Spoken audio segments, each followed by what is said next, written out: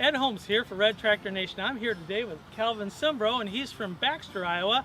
And he has a Farmall 1456 that he's brought here to the show today. I've never seen his fenders here like this over the front, but he says they're made here locally. But there's something else that's unique about this tractor that he'd really like to get rid of, but now he can't. And he's going to tell us what that is.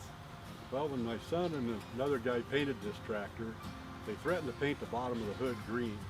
And I told so they're just going to shoot underneath here and just make it all the hood was off, nice and green, huh?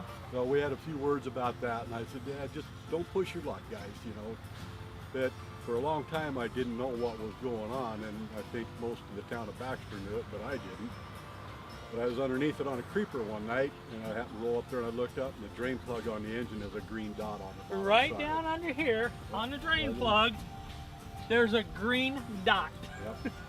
And it's been, the word's gotten around and people's helped spread it, and I wouldn't dare paint it now because I think I might get shot. So the whole town of Baxter now knows about the green dot that they tag you with underneath here, huh? Yep. So who were the two guys that you saw confirm it one day? Can you tell me about them? I don't really know their name, but there was two old guys, they had their bib overalls on, and they were hobbling around on canes, and they come over and they actually got on the ground in a gravel parking lot to look underneath this They thing. crawled underneath the tractor. Yep. And then they had to help each other get back up. One would get up a little ways, and then the other would get up a little ways. They had quite a time before they both got back where they were standing up again.